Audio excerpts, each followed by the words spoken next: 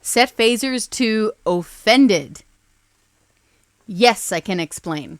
So here in Canada, taxpayers had to pay more than $32,000 through our Department of National Defense here on Earth so that a group could write a report examining space exploration through an intersectional feminist lens.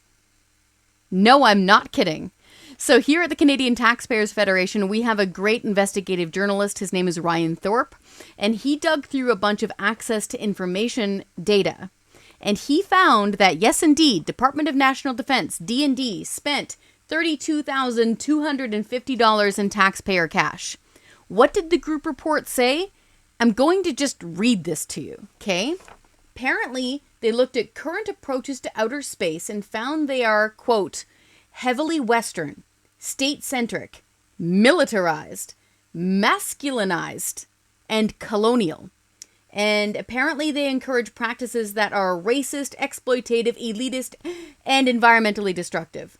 Apparently further down in the story, they also find that space exploration and outer space is like super sexist too, because they use terms such as mankind, astronauts, and envoys of mankind, man's entry into outer space. You get the idea.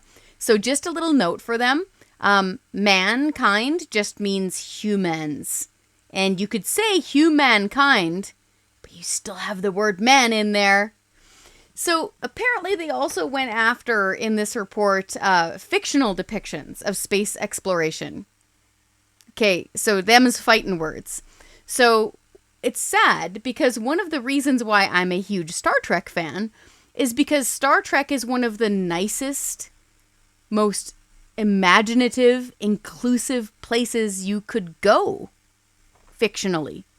Because they take people from all walks of life and they bring them together and they get them to explore strange new worlds. In fact, they've been doing this since the 1960s, when it was pretty tough sledding to do stuff like that. So to have a group that is so twisted up in a knot that they're not only going after actual space exploration, which, by the way, is not sexist because there's women in space right now, but also science fiction? What gives? In fact, people usually look at science fiction, read it or watch it, or they gaze at our real stars to escape stuff like this. Sad stuff like this. So here at the Canadian Taxpayers Federation, we're big believers in being happy warriors. And with something like this, it's $32,250. You can choose to laugh or cry. So let's laugh at them, okay? In the real world, forget Star Trek for a second, there are women in space right now. They're orbiting the planet right now.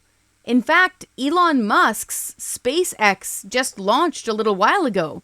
There are women orbiting the planet. There's 2 women on that ship. They just did a spacewalk. They're the furthest from our planet's surface that any human has been since the Apollo missions. So in the real world, lots of women are involved in space exploration. In fact, Canada's own former Governor General was an astronaut. And she's a lady. So why are we spending money on stuff like this? In fact, this is where it gets extra silly. I gotta read this part to you, okay? Despite concern over gender-biased language, the report notes, quote, women and other genders are not, for the most part, present in outer space.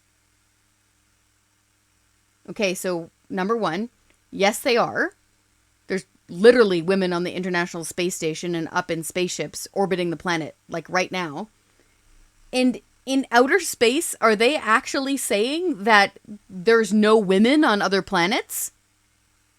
That's pretty Earth-centric of them now, isn't it? Folks, this is a silly waste of money.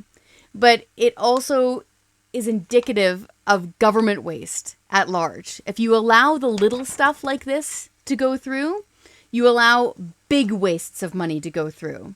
And for once, I am actually going to take a look at the bureaucrats here. They're the ones responsible for this. Elected politicians, probably don't know the nitty-gritty silly details of ridiculous reports like this.